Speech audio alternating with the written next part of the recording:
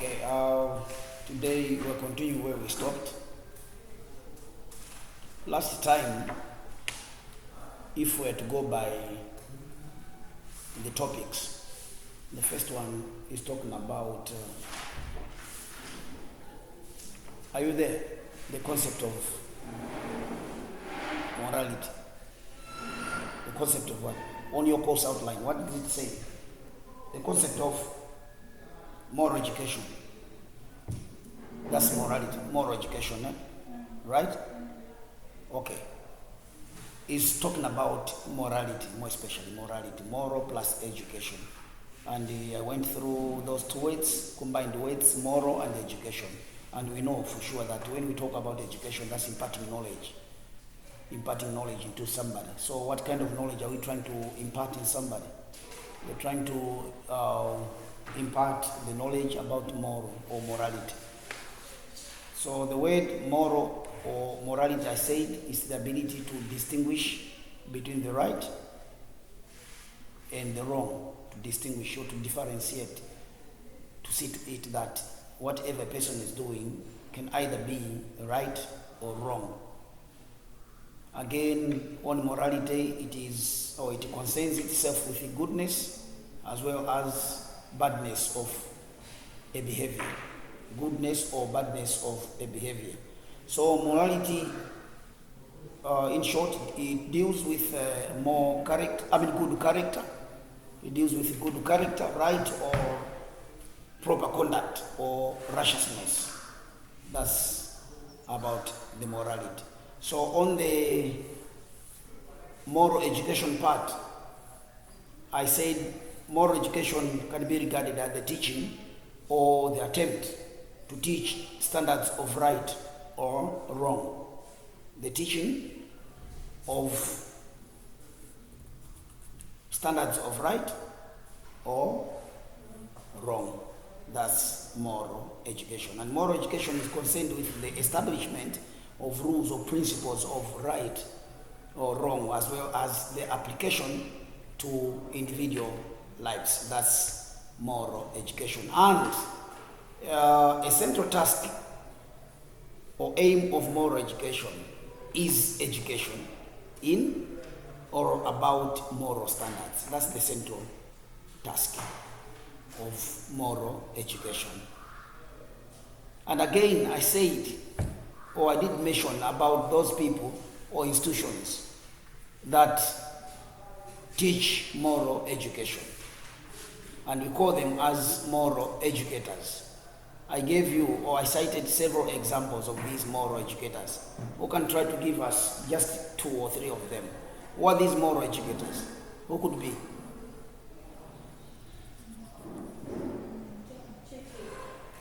Churches or religious institutions. Could be churches. Who else? Teachers. Yes. Who else? The last one. There are several. I just want the last one. Parents. Fine. Now, what is the aim of these moral educators? Their major concern or main concern. I did mention about that. Their major or main concern of these moral educators. Okay, I said these moral educators, their main concern or major concern is to cultivate virtues. To cultivate virtues, on assumption that possession of a virtue is different from subscription to a standard. For example, being patient or temperature is not primarily a matter of adhering to a rule. So in simple, I can say so. Their major aim is to cultivate virtues. Each and every society expects its citizens or people or subjects to abide by the rules of that particular society. So the major concern about societies is to see to it that its citizens they are glued to the rules and the regulations of that particular society. And that one helps that community or society to live in peace and harmony. To live in peace and harmony. Now, I also said about the objectives of moral education. Objectives. The main objectives of moral education is to ensure the survival of a society. These are objectives of moral education. To ensure the survival of a society. For example, I've just said that each and every society has got its own rules and regulations, and is expecting people from that particular society to abide by those rules, to follow those rules, to accept and then follow those rules. If they accept and follow those rules, definitely each and every person will know for sure, if I will not go by what the society requires of me, definitely I'm prone to the punishment. I'll be punished because I violated the rules and the regulations of a society. So the objective number one is to ensure the survival of a society. And again, it helps if the society has rules and the regulations. It means that particular society, you will not have people who are very controversial, people who are maybe very violent, and so on and so forth. So by following what the society needs or requires of you, therefore, this one will ensure that that particular society is going to survive, Again, another objective of moral education is to restore and promote human dignity. To restore, restoration comes back after probably something got lost.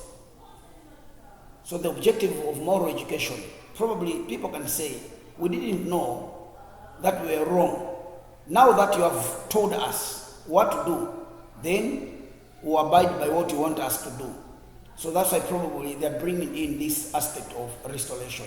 So the moral education is there to restore and also to promote human dignity. Mundu wina aliyense amafuna ulemu society.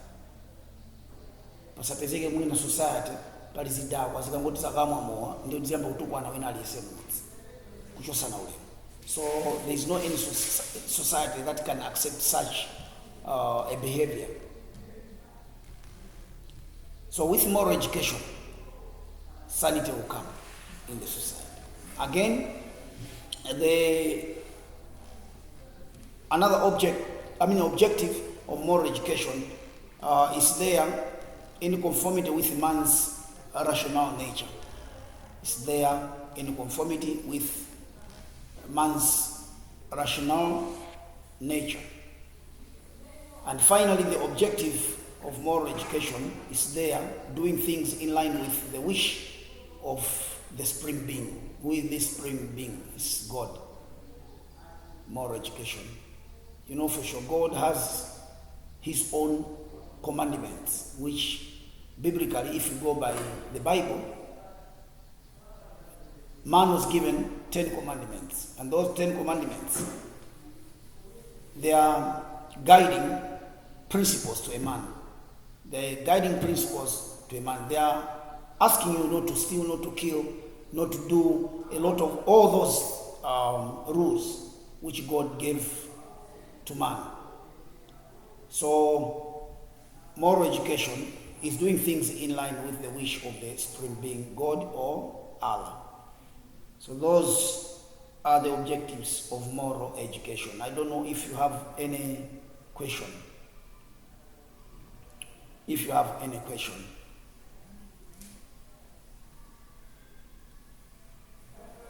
I'll not go through the institutions where morality can be taught. I've already told you that schools, and if morality is to be taught in schools, how can they teach it? How can they go about it, morality? You want morality to be taught at school or in schools or colleges. How should they go about it?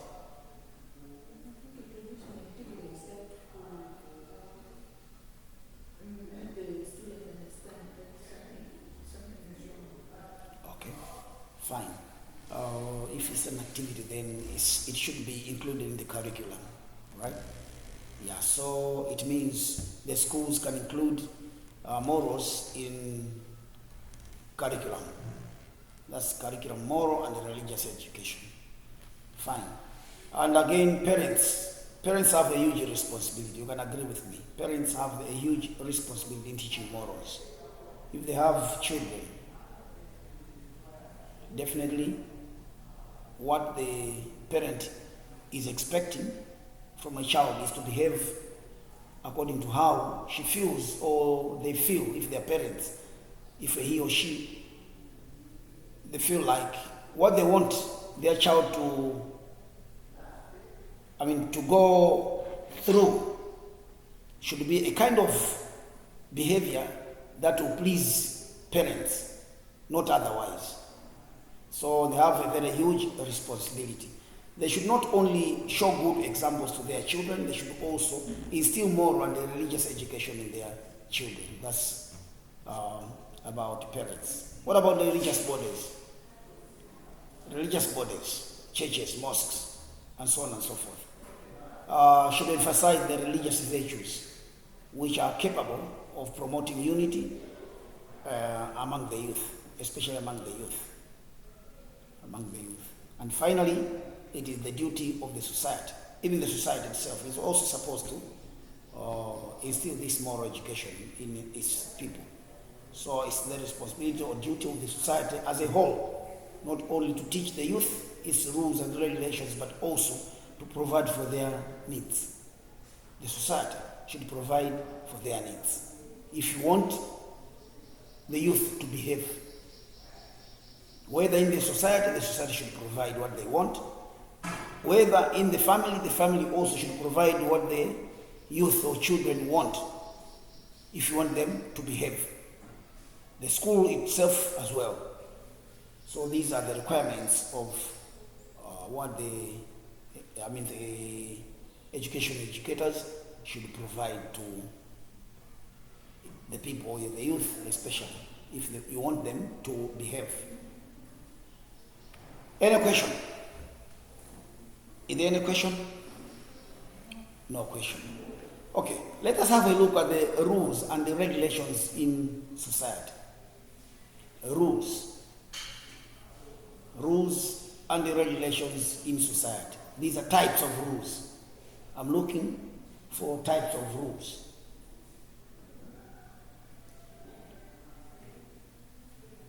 Type number 1 is social rules. Social rules. What are social rules?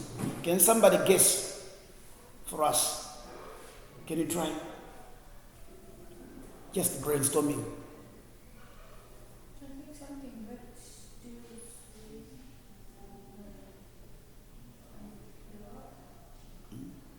I think it involves how you approach people, how you live with people around you. Second, what do you think? When you talk about social, what is coming in your mind?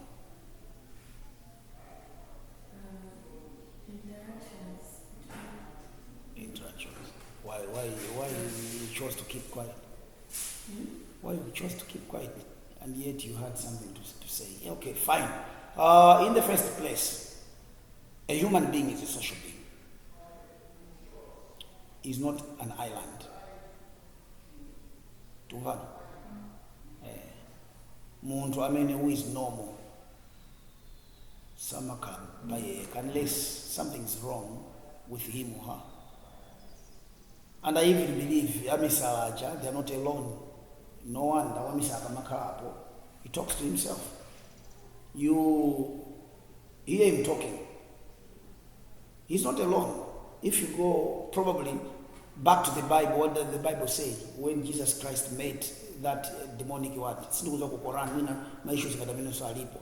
Komano amanena kuti atachipeza muntu wogwidwa ndi ziwanda anamfunsa kuti zinako ndani. That person said, ndine chikamu. Kamu, do you know Kamu? Legion. We are many. Mamumva misa amalankhula siyonke. Yeka. Inupoona with our naked eyes, but that person is not alone. Anima demons, amilibili. So of course, somebody can argue to say, moral demons because we don't see them. But but it's not alone. There are many. But now, a person, I'm coming back to this person, like Mendeline or you two there. People can question us. Are you okay? Are you okay? Are you okay? They'll put a question mark. So that's why we are saying, and even God himself, he demonstrated when he created Adam and Eve. He said, let us make a man for you. A companion for you. See, what does it mean by the word companion? Though sometimes people mistaken to say or to think along bad lines of saying probably a woman was created for Adam in order for Adam to be like having somebody in terms of sex.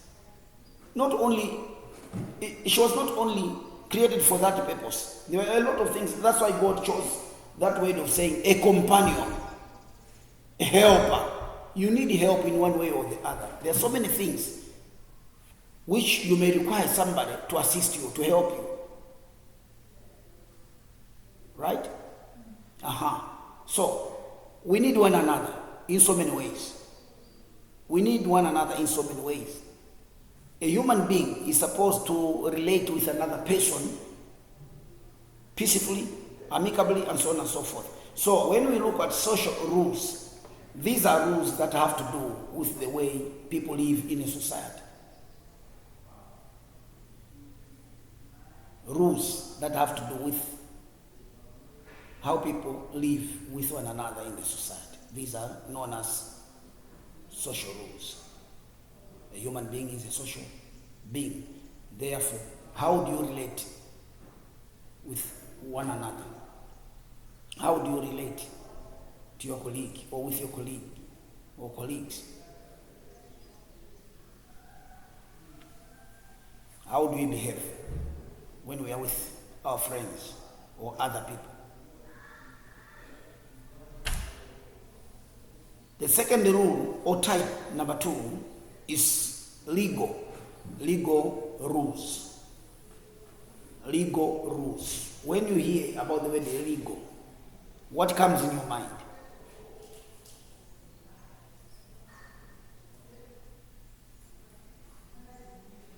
Laws, eh? Law, or courts. So legal rules, these are laws made by people concerning the government of the society, because each and every society has the government. Even in our families, a small unit in the society is a family.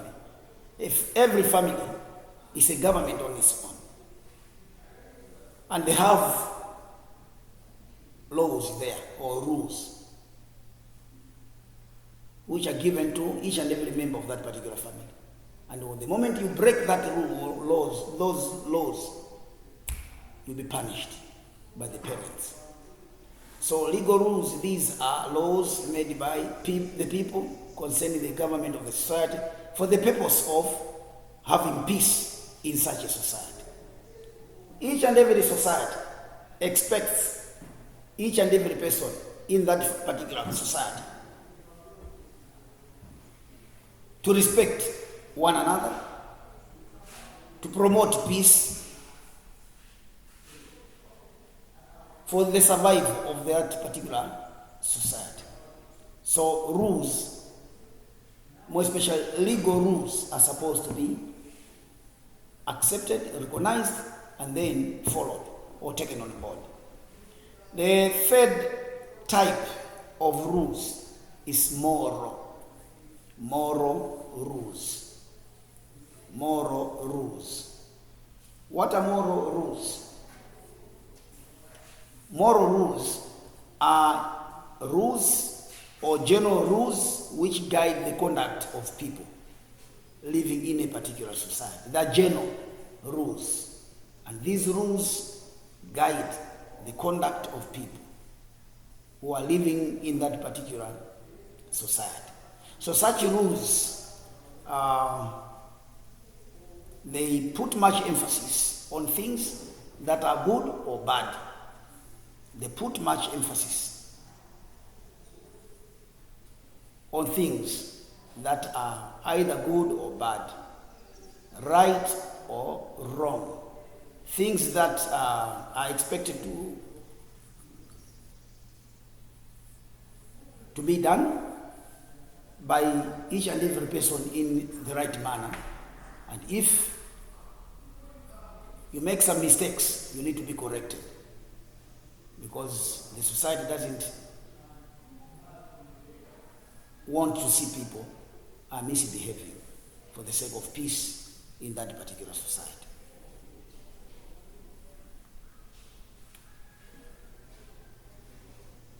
Any question there?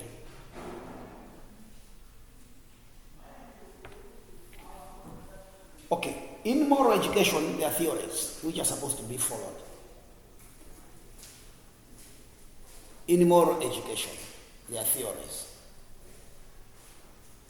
What is a theory?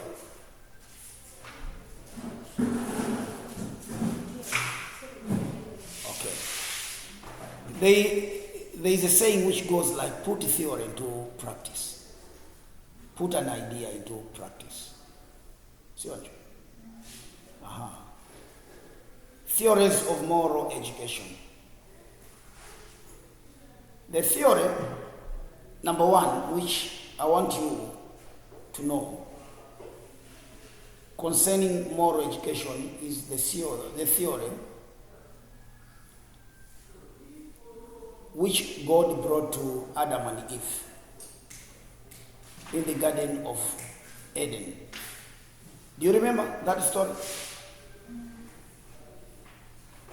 Who doesn't know about the theory which God brought to Adam and Eve in the Garden of Eden?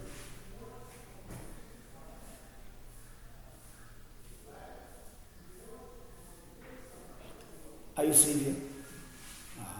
Welcome.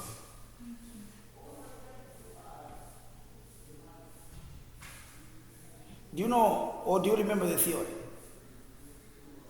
of God that brought to, or which is talking about Adam and Eve in the Garden of Eden?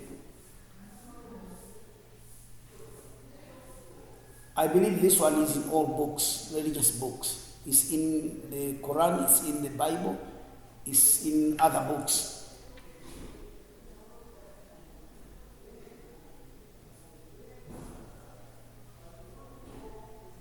God brought moral education to Adam and Eve.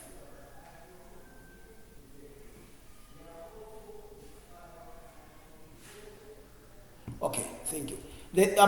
When we're talking about the theory number one which God brought to these two people, in the first place, Adam, Mr. Adam, together with Mrs. Adam, they were instructed not to eat from that garden's fruit. Right? Those were the rules and the regulations which God gave them to follow. But they disobeyed. They disobeyed God by eating the forbidden fruit in the garden. And later on came the implication of doing that. They were punished. Punishment followed suit. That's why I said this was a theory. Theory number one, put theory into practice. Put an idea into practice. The idea was given to them. Don't eat from that forbidden tree. But later on, what did they do? They disobeyed. Now, the theory number one is the one which believes that moral education came into being as a result of man's disobedience. Adam's disobedience. Mr. Adam and the wife disobeyed by eating from the forbidden fruit in that Eden. So that's theory number one. Man's disobedience. Theory number two.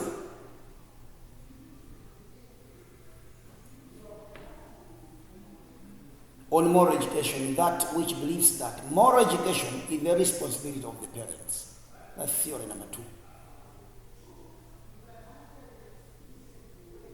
Moral education is the responsibility of the parents. You can agree with me to say this theory believes that parents, through their experience in life, teach their children what is wrong or right, good or bad. They teach. They tell you, don't do this, do this. Follow this, don't follow this. That's the responsibility of a parent.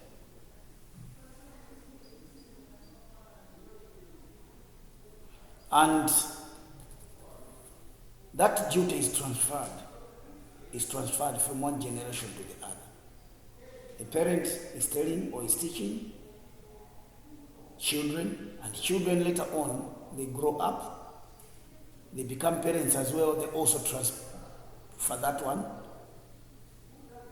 to their children, and their children also transfer that to, so it keeps on going. It keeps on going. So it's their responsibility of parents. However, moral education in Africa or African society will involve parents as well as members of the extended families.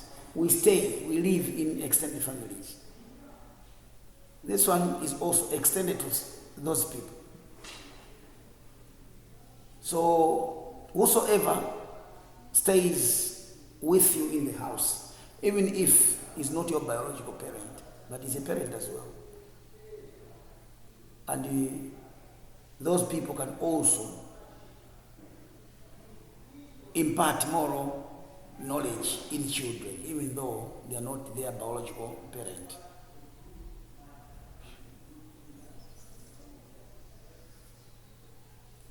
And what's the implication of what's the implication when a child misbehaves?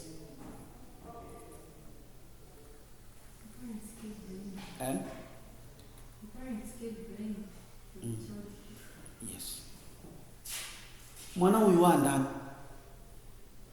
Timaziwa mwana wa uje. If ukachita misbehave kuno bwino. Kodi mwana wanda wao, timaziwa ngati mai wake. Wachita behave bwino. Waba.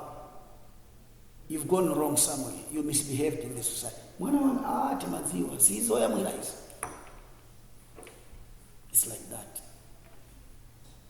Whenever a child is found to be immoral, this child's immorality will be traced to the child's parents' immoral laxity. Amatero. Pomunda uzina makolo amangozifira sana. Sizo kwakuza makolo analabu nikumana kungolowele. Ana azibusa zimachitika, ana amashehe zimachitika. When he is there preaching in the pulpit, whether in the church or in the mosque, quite contrary to what parents are doing. Blame goes to the parent, and yet probably the parents taught those children nicely. But because of bad companies, it happens, right? Nanga blame wingo bila kwa makolo ko. Peer pressure sometimes.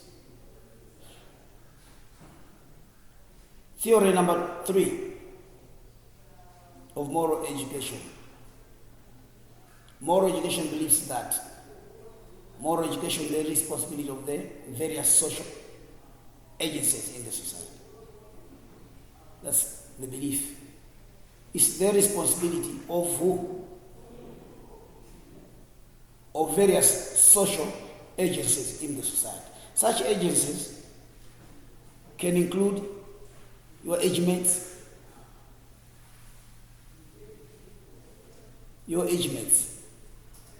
as in your peers. They can teach you memorials, either bad or good. Churches, mosques, mass media, etc., etc. These are social agencies. Social agencies, that is to say, where people gather. But like age groups, you can have a certain club, wildlife club, mukuphunzitsa wildlife, koma kungojaso mukupezeka kuti mwina azinzanu mukambirana zina zoyipa kapena mwina zabwino. Chess club, bao club, where people gather. Youth clubs, where people gather. Because kamilana kwa zabwino kuma suzoyipa suzini kongo the praise.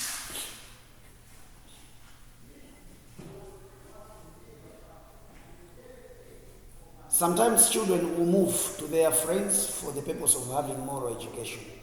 True or false? Kolo kunyumba likukuza kuti likupasa advice ina anje yokhala yabwino. Ana ina maderera zumani na makolo mapeto yake they choose to go to their friends. This is what they are saying. The children will move to their friends for the purpose of what? For the purpose of having moral education.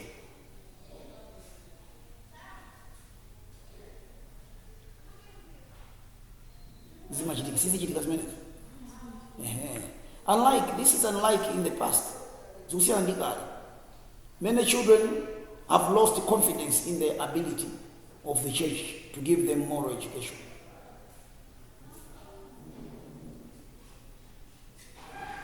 So many schools are also failing in their responsibility to give moral education to children. That's why probably more na ana akusadenda kwa chinyamata zao kwa uphungu.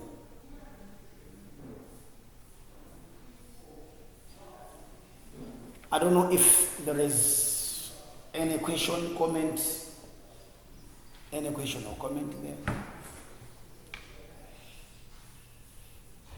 Any question or comment?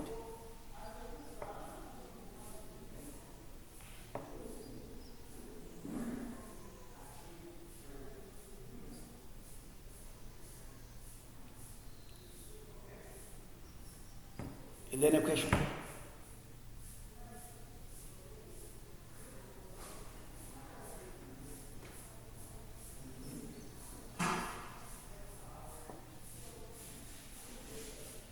Mfano ndizo zikuweka zosezi.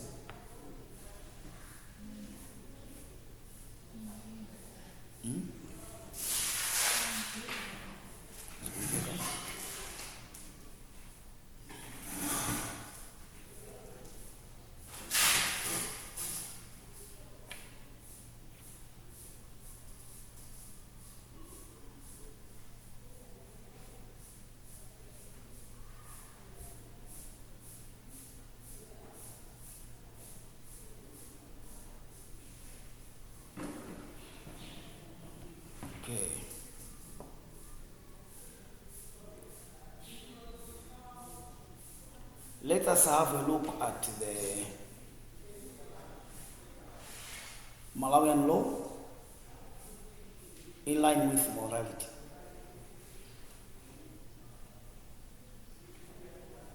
Malawian law in line with morality.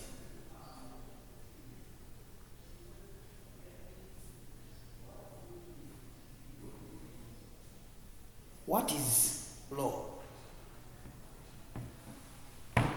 What is law?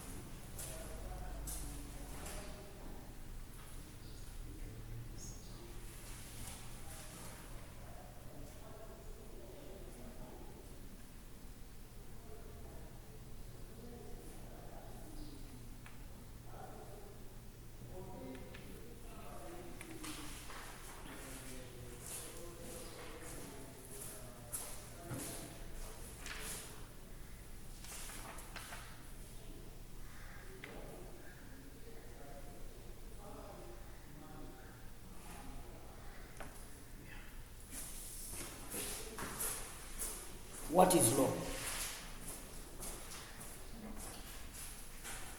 Law is the same as a rule.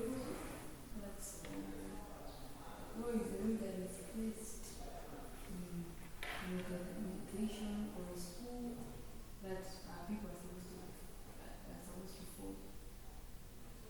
They're supposed to follow. Okay. Okay, fine. In fact, we can add rules that are enforced. Rules that are enforced, and they are also supposed to be followed. Okay. Okay. Law, on the other hand, we can say is the system of rules which a particular country or constitution, community, recognize. A system of rules which a particular country or community recognizes as regulating the actions of its members. System of rules, laws, a system of rules which a particular country or community recognizes. It means the society or community recognizes a certain system of rules.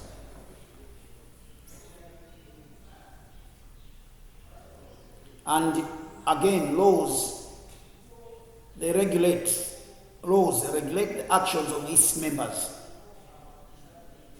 They control the actions of its members.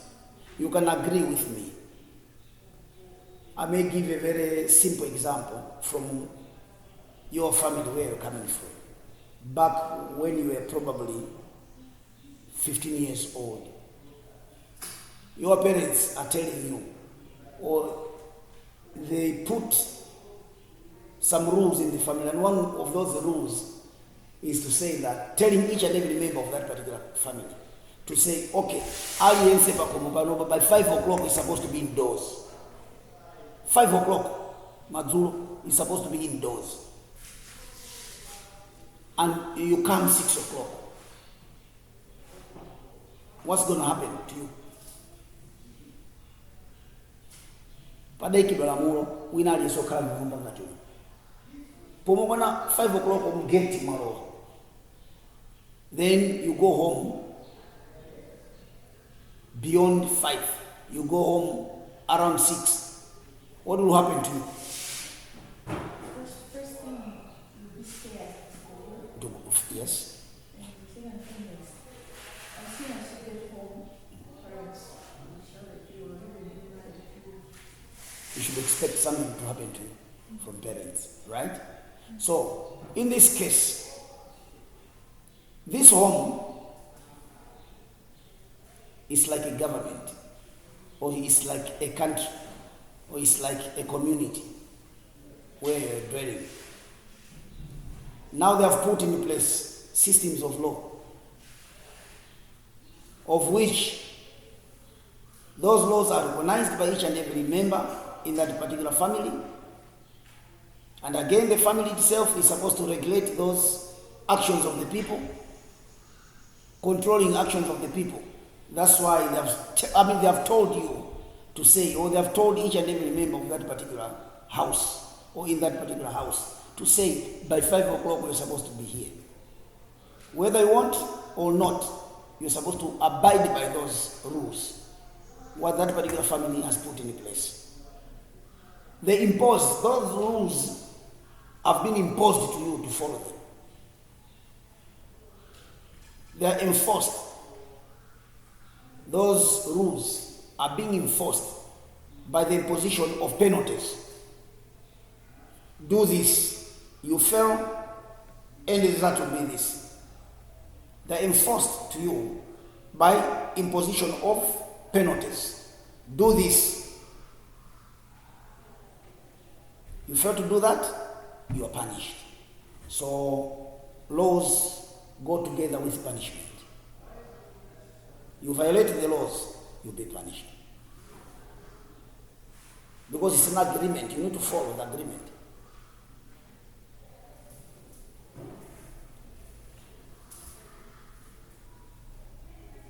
Now the question which could be posed to you is to say, do you think there is a relationship between the law and the morality?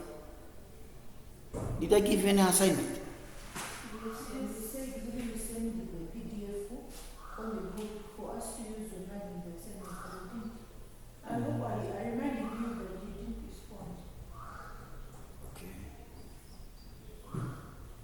PDF your notes. Fuso nakubasa. Keep that fuso. I'm giving you another fuso. Mungu lembera ata assignment zakala ya chiwiri. Yes. This one should be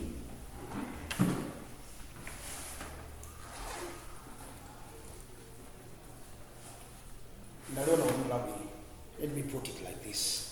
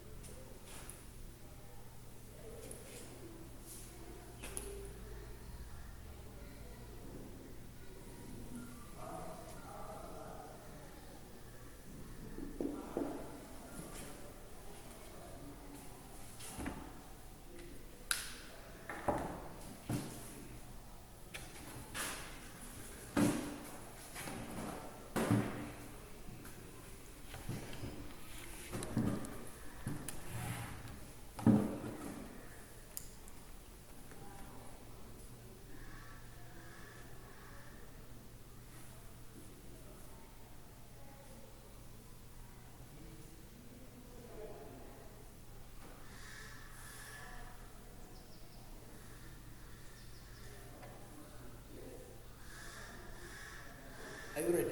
You are finished? Mm-hmm. Okay.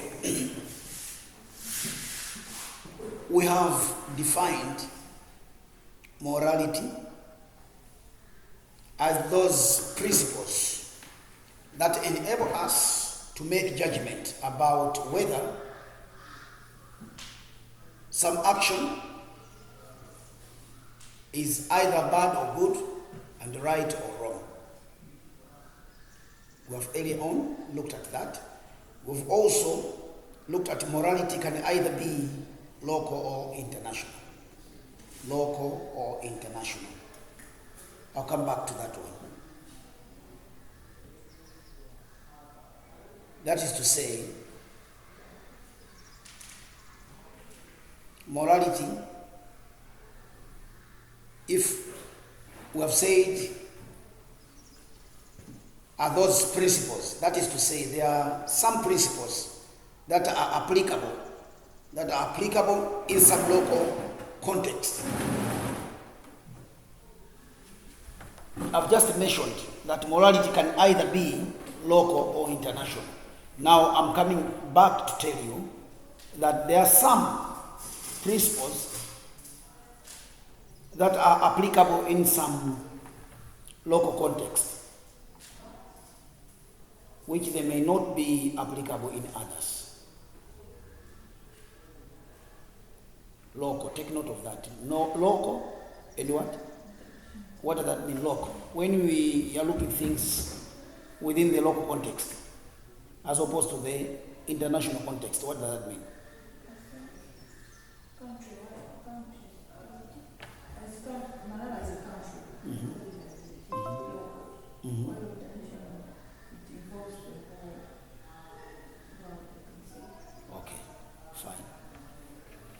Fine. We'll come later to look at that. So, all the same time, I've said there are some principles that are local, whilst others are international. That's universal, worldwide. Universal or worldwide. So, law, on the other hand, is the system of rules which a particular country, as I've said earlier on, or a community recognizes as regulating the actions of its members, and which it may enforce by imposition of penalties. There are others, I'm talking about principles. There are others or people who hold that there is no relationship. There are some people who are saying there is no any relationship between law and morality. Whilst others say there is a connection. What do you think? There are some people who say there is a relationship between morals and morality, whilst others say no, there is no any connection. What do you think?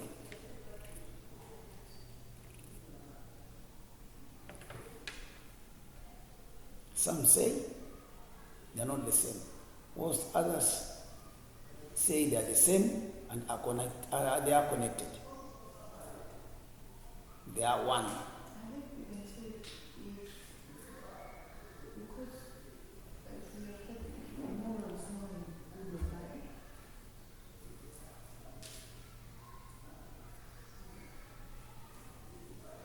That's our perception.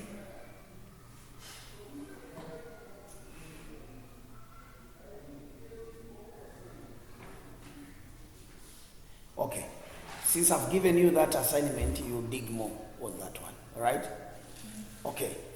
So on the law, there are two types of them.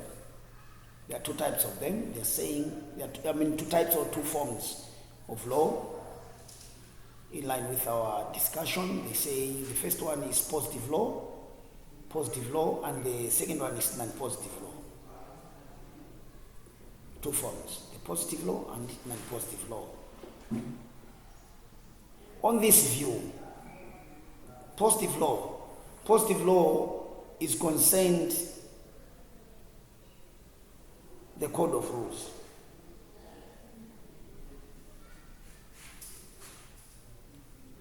Or is viewed as a code of rules which corresponds to the code of moral laws when we talk about positive laws. Is conceived of as a code of rules. Do you know code of rules? Can you give me an example of code of rules?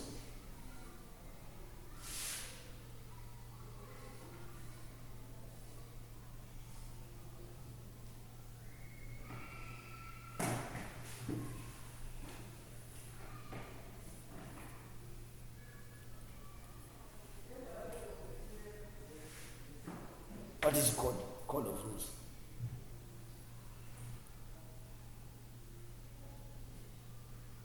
You can check. Yes, check. Code of rules.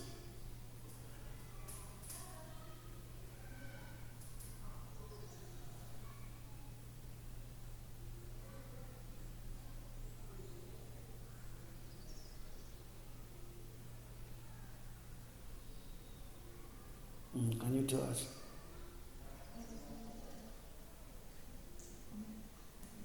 It's a code of conduct that sets rules and outline and norms and responsibilities for global practices can be divided or manipulated. Okay, so that's positive laws. Those are positive laws. They are positive laws. Then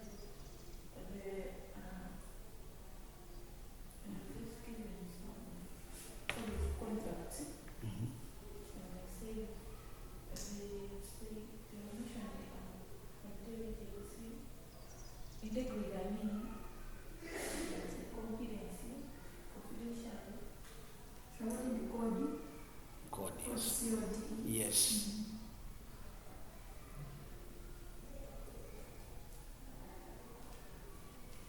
Okay, thank you. So all those, what I've just said. You wanted to add something? Uh-huh. And in our time, set of rules that are not imposed by the law. That are not imposed by law. That are not imposed by law? By law. That's our perception. Anyway, I've given you that assignment. You dig more. You dig more. Now, we know that law is an enactment made by the state. Law is an enactment. Is an enactment made by the state. True or false?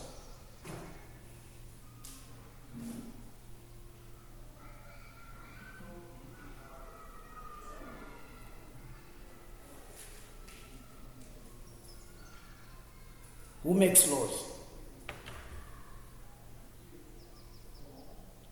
in the country?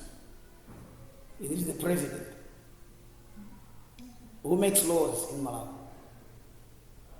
Where are laws made?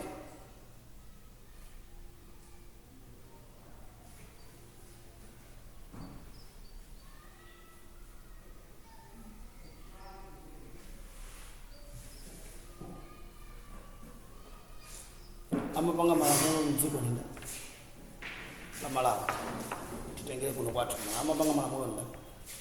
A president. And member of parliament. Parliament, yeah? Fine. Go find out. Go find out. So when laws are made, each breach of those laws is punishable by the courts. The moment laws have been made and somebody breaches them, is punishable by the courts. Because laws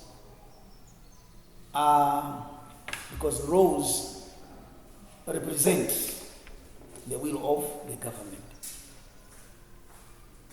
And if you break the laws, what follows? What follows? The moment you break laws, punishment. Because laws represent the will of the government. Chifuno cha boma. Nde boma likufuna upangeza kuti iwesu kupanga mapito akuhukira. Definitely lamulo ligwira ntchito.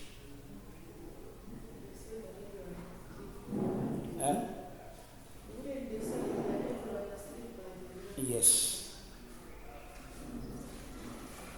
So laws reflect the political, social, economic relationships in the society. There is a relationship.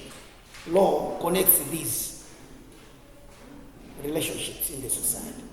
Political, social, economic. So law reflects all these aspects of development. Because we look at these as aspects of development, law reflects all these aspects of development. Again, law determines rights and duties of the citizens towards one another and toward the state. It reflects the sociological need of society. That's what law does.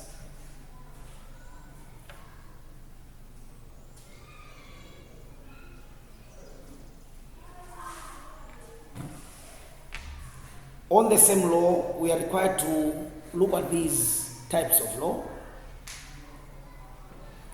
We are required to look at these types of law. Law number one, which we are required to know, is customary law. Customary law. What is this type of law all about? What is it all about, customary law?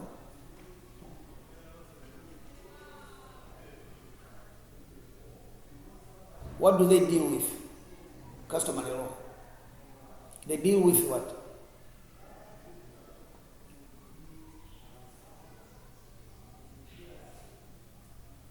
Customary law, they deal with what? Huh? Just a suggestion. I think. I can't hear you. Kaja? Gotcha. That's the way how she feels. Uh-huh. Before I give you mine,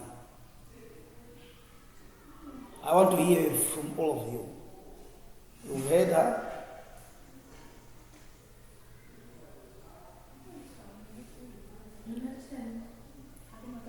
Customary law. Okay. These are laws which deal with the standards of a community that have been long established in a given location. Double the cloud.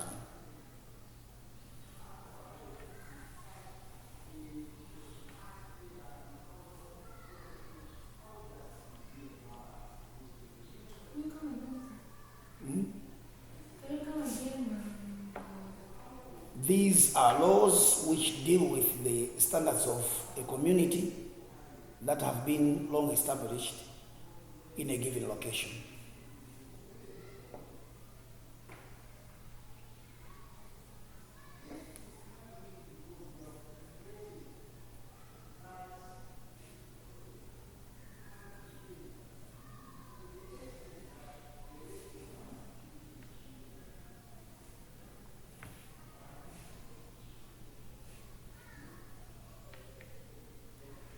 That's law number one.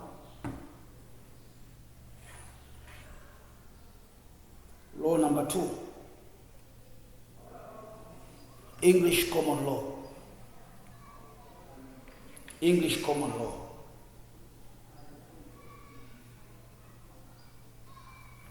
English common law. Which laws are these?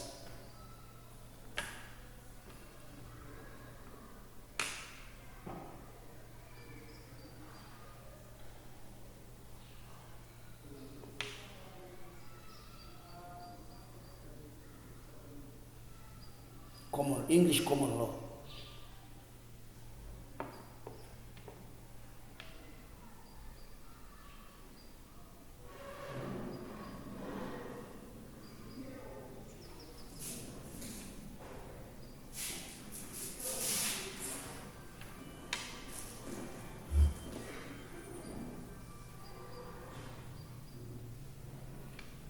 Okay. English common law simply means these are laws that come from judicial decisions in the courts. They come from judicial decisions and other tribunals of England and includes both criminal and civil laws. These are laws which come from judicial decisions in the courts and other tribunals of England. And they include both criminal and civil laws. What do they mean?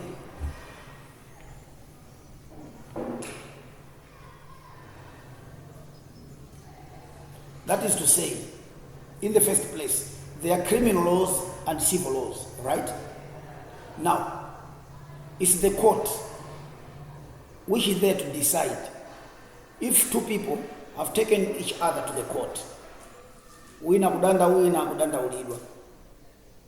A suspect is not what? Until proven guilty. Is not what? A suspect is not what? Is not guilty until proven by the court of law. See what? So by the time you go to the court and whether that case is criminal or civil, the decision will be given by the court.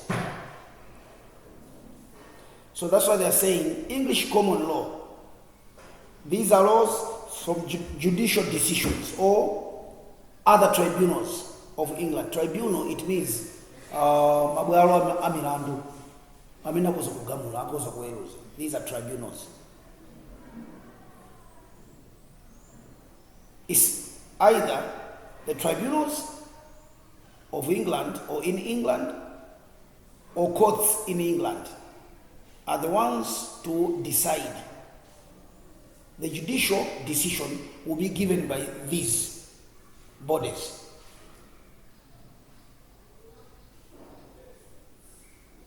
They're the ones to prove to everybody who is in court. It's not a person who is is going to decide.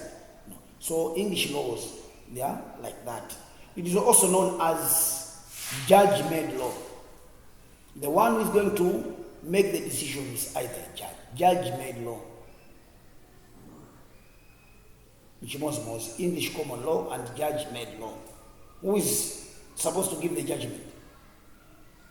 The judge. The judge you are court. So judicial decisions in courts or tribunals of England. It is a body of customary law based upon judicial decisions. It is a body of customary law based on or upon judicial decisions.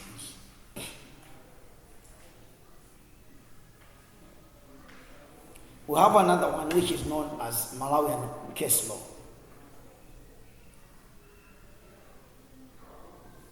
Malawian case law.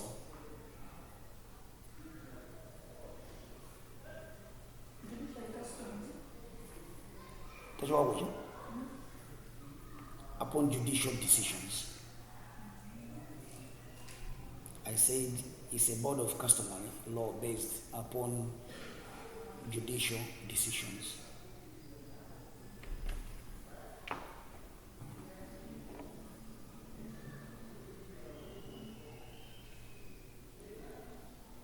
Another law is Malawian case law. Malawian case law.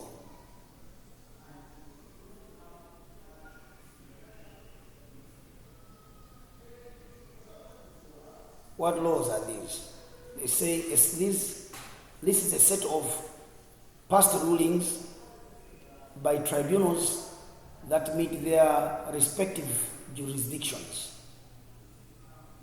Do we believe? It's a set of past rulings by tribunals that meet their respective tribunals' rules to be cited as precedent.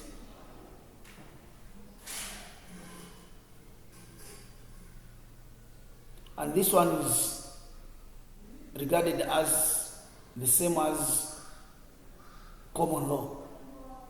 It's just the same as common law. Malawian case law. It is similar to common law.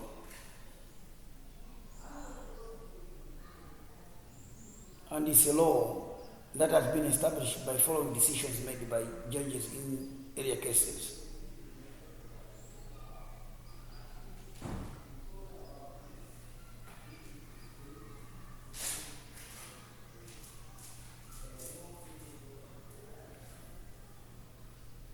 Mukazi visi sabona bwino mwakawale nga notes.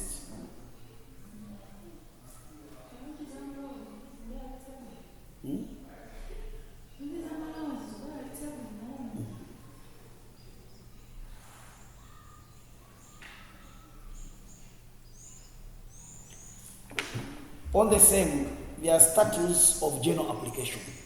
Statutes. What is a statute? According to Wisdom Coding, a statute. What does that mean, a statute? When you hear about statute, I've said statutes of general application. Statutes. A statute is a written rule of an organization. Any organization has got rules, written rules. Any written rule is known as statute of general application. Each and everybody is supposed to apply that. Those statutes or laws, they apply to each and every person who works in that particular organization. They've been put them in writing. They've been put in writing. They've been put in writing. Laws have been put in writing for everybody to follow them. They apply to everybody. These are statutes of general application. So a statute can also be a law or a decree made by a sovereign God, like the Ten Commandments.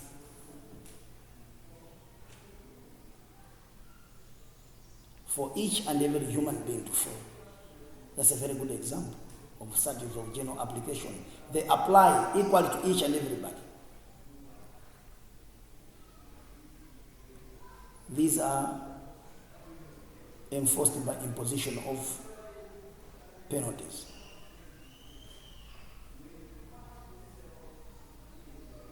So statutes are formally written and enacted by a legislature or parliament.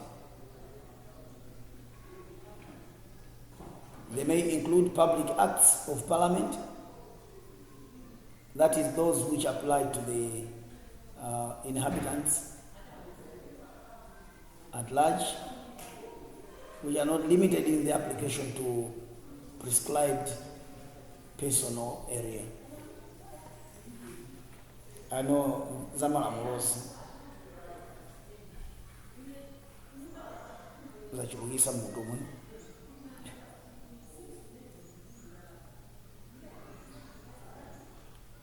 There is also this one which is known as the doctrines of equity. The doctrines of equity.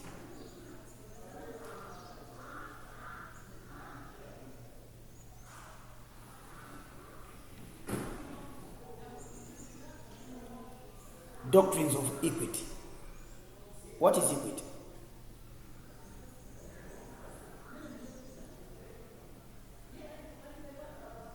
What is equity?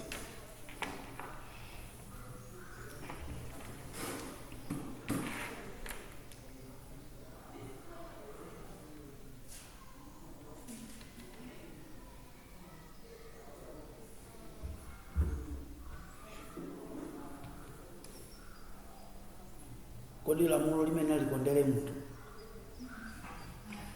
Uyu mwana wa minister, uyu mwana wa farmer, ndipo pese mwana wa minister mweruze njonji.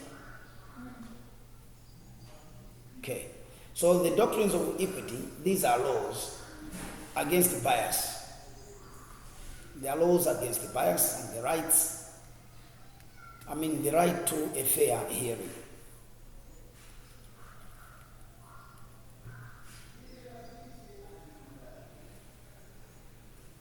Doctrines of equity. These are rules or doctrines or principles against bias. They are principles or rules against bias. Against bias and the right to a fair hearing. So doctrine against arbitrary exercise of power.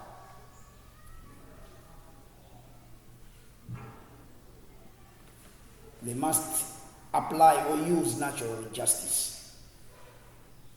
They must use natural justice.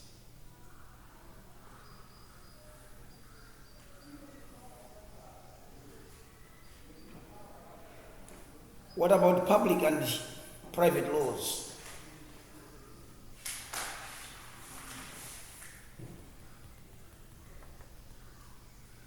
Types of public and private laws. Hear this. If you saw a man, for instance, if you saw a man running from a spa, you saw a man running from a spa or game or what do we call it, ShopRite, with a stolen product under his arm. He is violating which type of law between these two, public and private?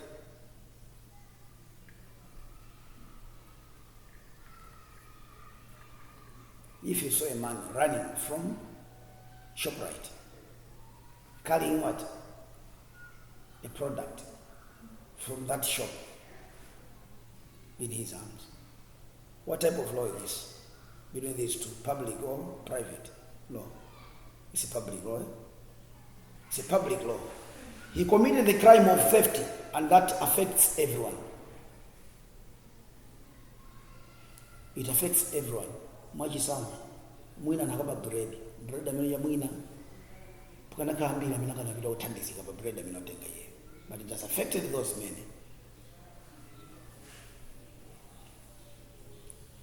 So he has committed the crime of theft, and this crime is going to affect many, everyone. So on the other hand, if your neighbor filed a suit against you because your barbecue smoke, unalipa brai, nde utsi ujoga ukagwera kulimba kwa neighbor, you may be violating private law. Mwana kusiana kwa private law.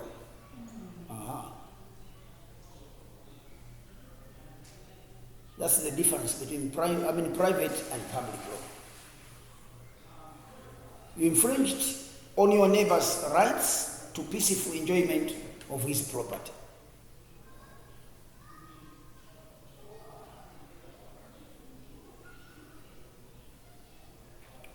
I hope you have known the difference between these two. So public law has types. Public law has types, several types of public law. The first, let me give you this one. They say public law deals with issues that affect the general public. Public law. They affect the general public or state or society as a whole. Public law. It deals with issues that affect the general public or state or a society at large. So some of these examples could be administrative law. These are examples of public law. Could be administrative law. What are administrative law? Administrative law simply means these are laws that govern government agencies, like the Department of Education, etc., etc.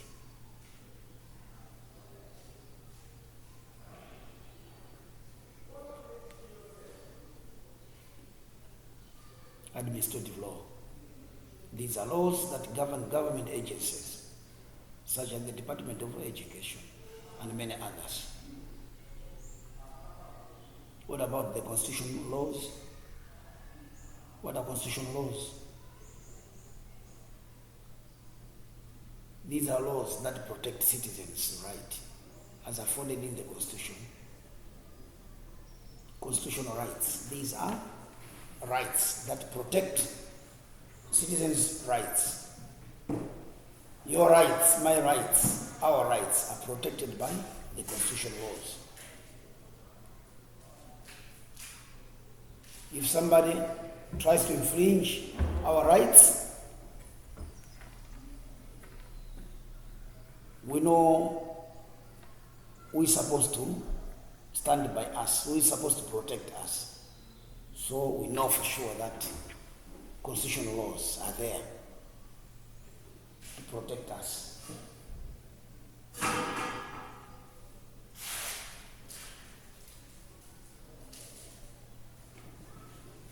Criminal laws.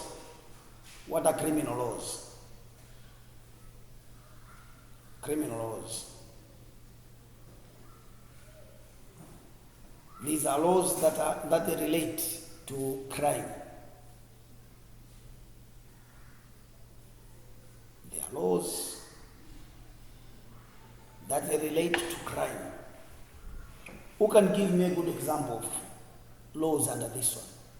Criminal laws.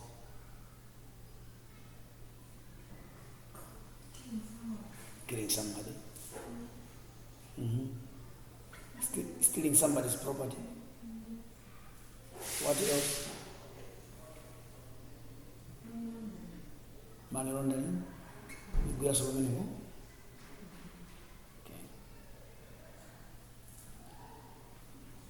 Another law is municipal laws.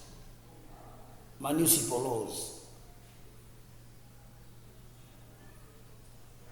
These are laws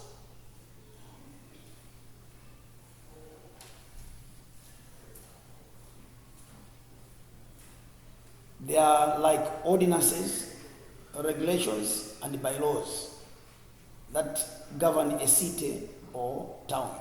I hope you've seen people from the city council grabbing other people's businesses, small businesses along the streets. Those are municipal laws.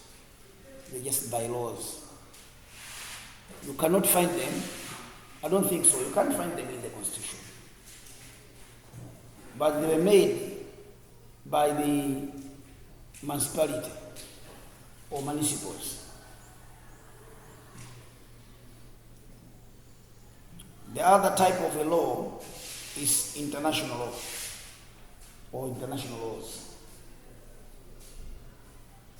These are laws that oversee relations between nations. These are laws that do what? That oversee relations between nations. Nations are supposed to to relate to one another. There must be good relationship.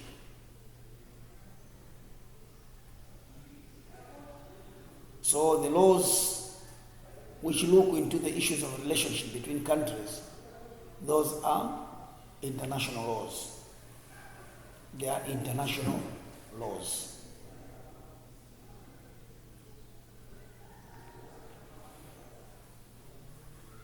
On public laws. Is there any question before we cross over to private laws?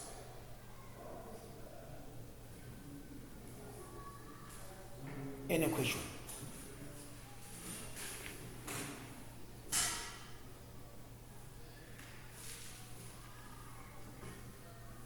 Any question on that one?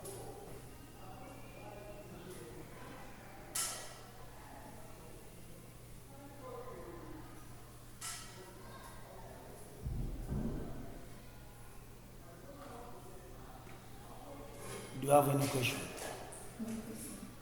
No question? Eh? Zamaloz, mabalika nazo.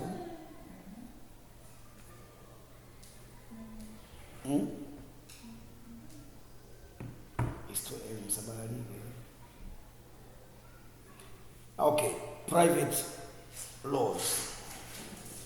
Private laws.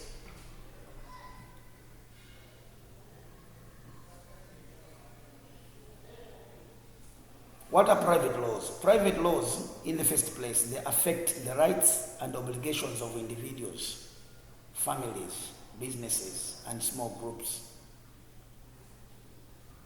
and exist to assist citizens in disputes that involve private matters.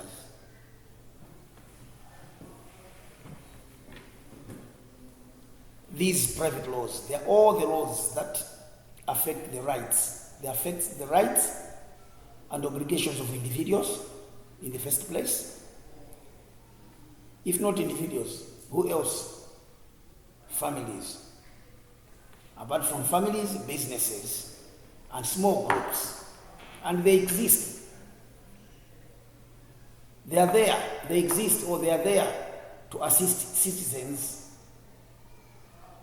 when they experience disputes that involve these private matters against others or other people or neighbors, whosoever.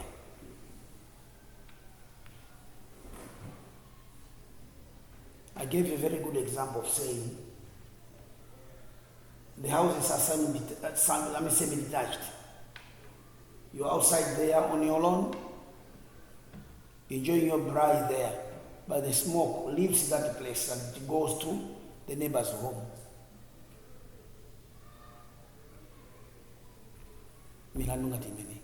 That's private one. Privately law. The neighbor has been affected by whatever you're doing outside there.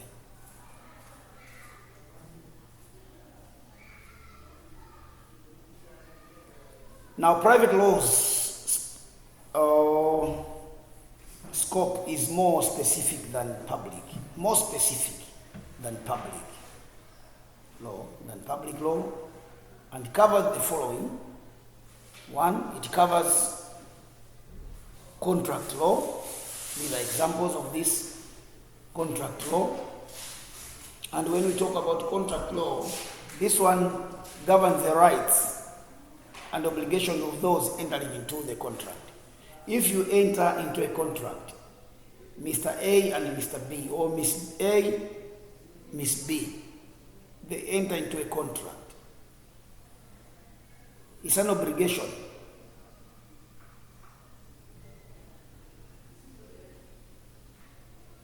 So it governs the rights and obligations of those entering into a contract. You too. And the moment one of you is going to breach that contract, definitely something is going to take place. You can be taken to the court of law for that breach of contract.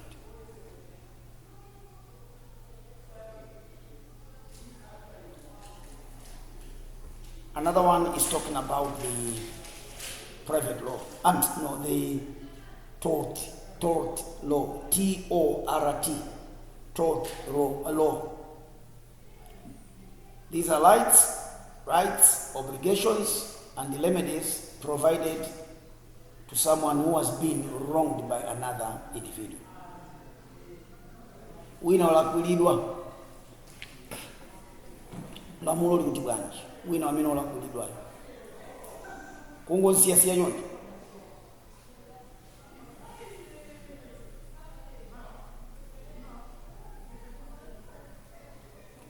Madula nyumba, madula mitengo. I'll go back to the same detached house. Madula mitengo side ya kwanza. Mugwesa. Panyumba pao neba wako wala mtengo.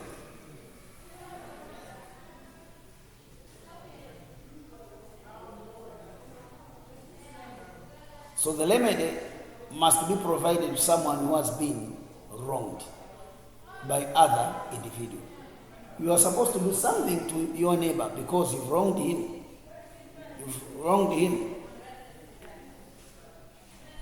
Mbuzi, kapena ziweto zako, your livestock have gone into your neighbors or other people's gardens.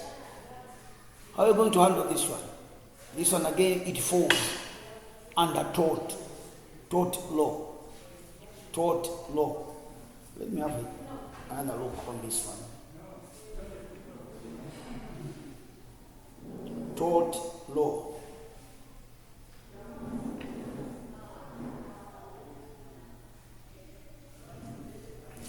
The word tort simply means a wrongful act. A wrongful act or an infringement of a right other than under contract, leading to legal liability. That's tort. So they have given us a good example of tort. They say common torts include assault. Do you know assault? What is assault? She was assaulted. What does that mean? Or he was assaulted. Kumenyedwa. Tufana. Kumenyedwa kumvulaza. Damage to personal property. These are examples of tort. Damage to personal property. Conversion of personal property. Something belonged to you, but that thing can be taken away from you.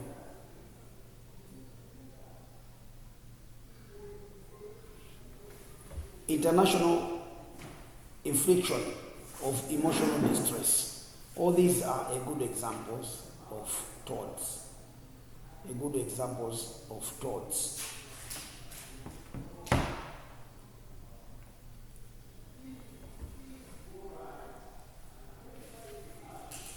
Any question on that one? I don't know.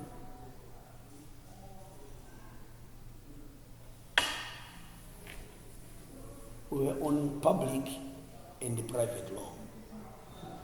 We were on public and private laws.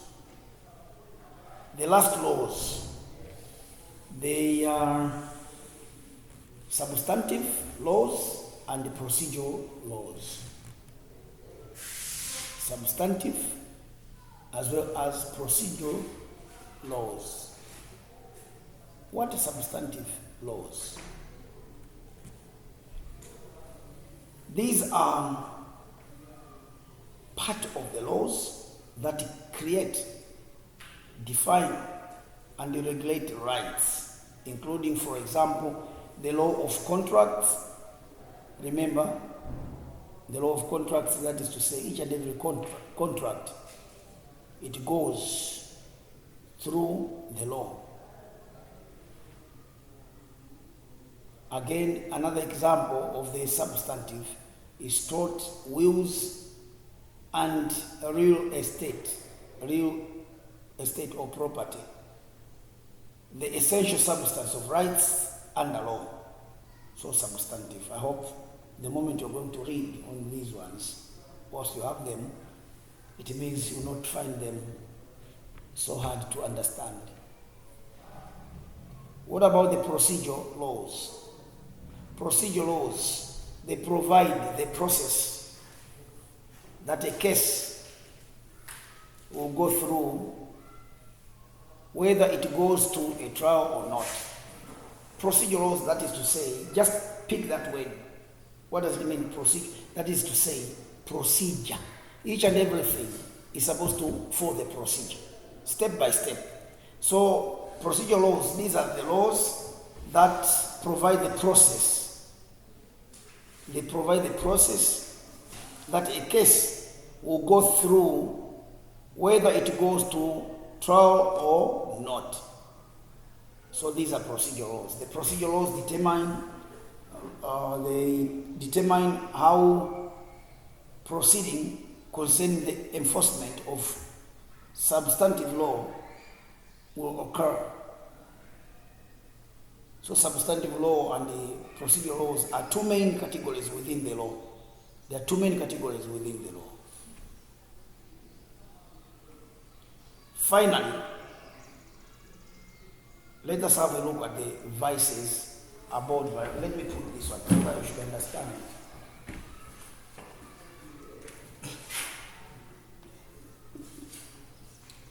Check this one. Check this one. And this one,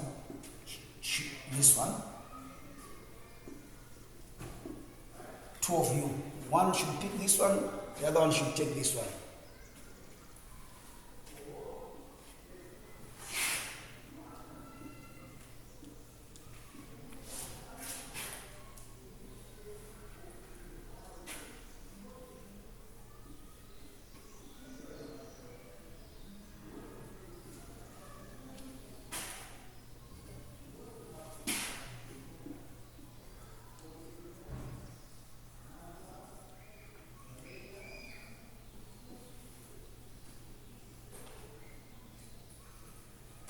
I want you people to look at this word, and the opposite of this. Check these words. From there, I want the opposite of this. If the moment we find the meaning of this, we will know the opposite word of that one. And then look at this.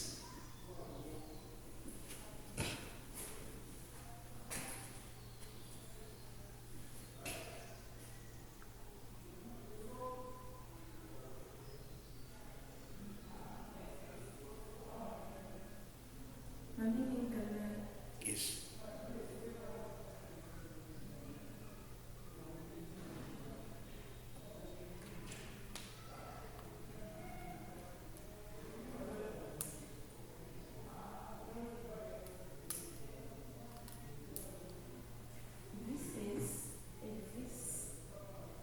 Vice. Yes, it's a vice. Advice is a practice, behavior or habit, generally considered immoral, sinful, criminal, rude, damnable, or prohibited in the associate society.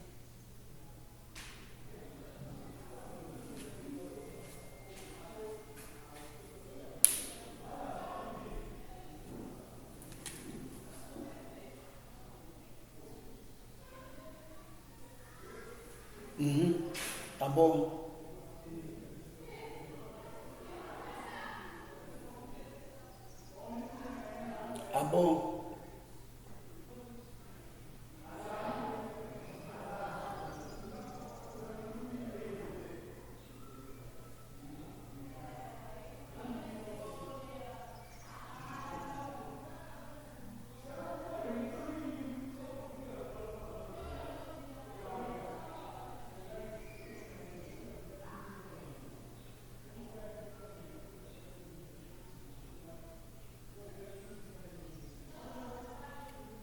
Are you there? Abo. The fear of hatred. Eh? The fear of hatred is something.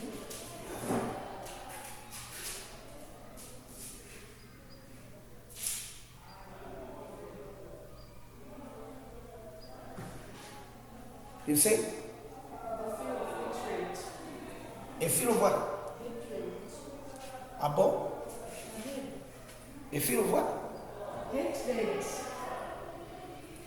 But so in And to get a way of behaving or thinking because you think it's not moral. fear of hatred. For what? What moral? Read that one. A way to get a way of behaving or thinking. Or To hate. a way of behaving. Because you think it's not moral.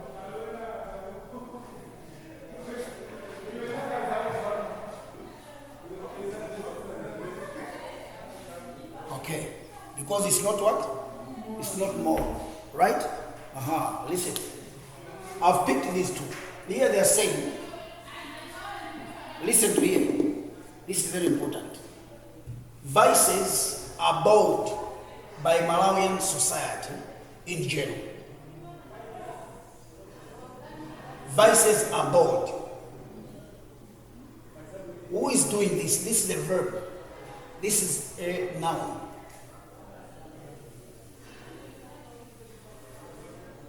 Listen to this again. Malawian society doesn't like this. Hate, it means Malawian society hates this. Malawian society in general hates this. Above, that's the feeling, hate.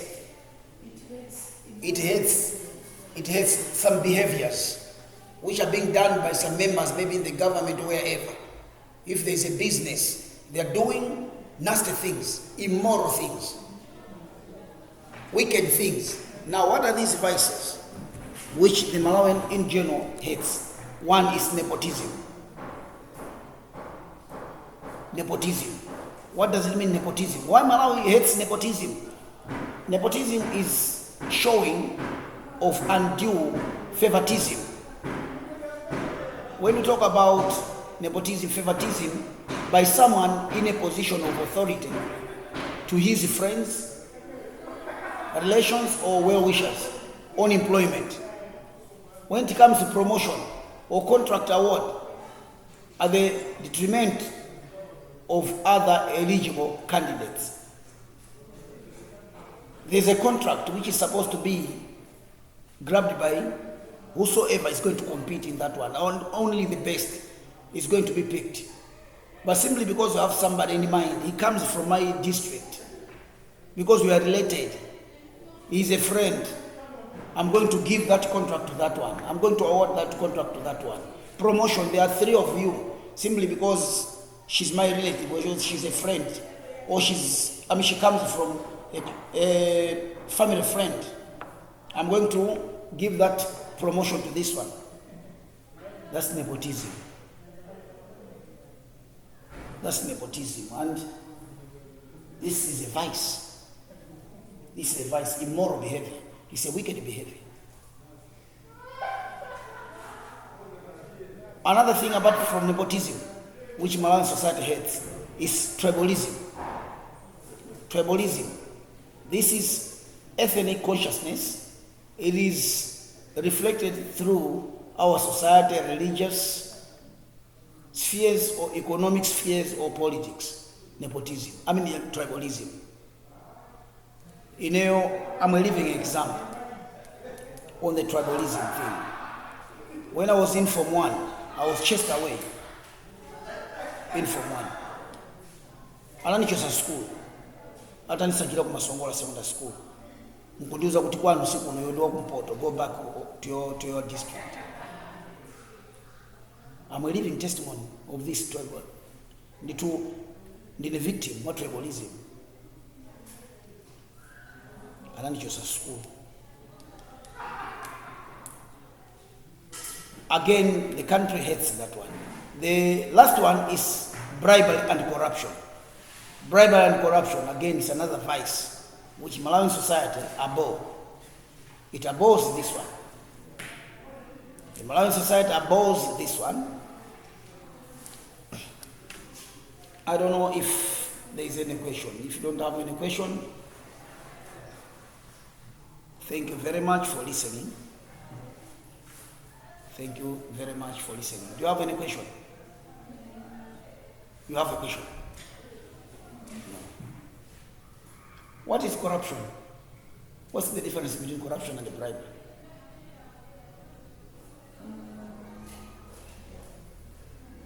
Chichewa cha bribery nja. Pali katangale ndi chipupwe. Those two words. One of them is chipupu. The other one is katangale. Bribe is what? The poop. The poop. Corruption. So what is bribery? Can you explain bribery?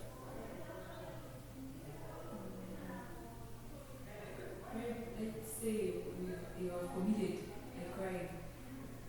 So you take, let's say, money, you give it to the judge, you bribe the judge, so that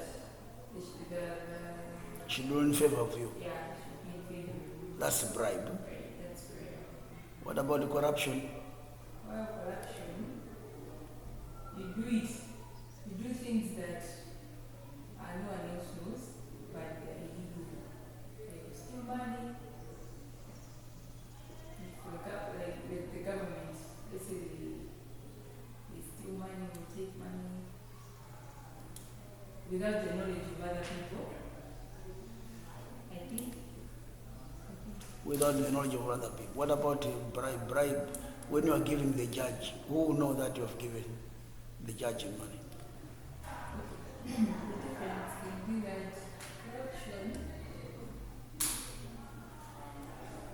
Hey, can you bail out your friend? She has done a lot. Who can help her?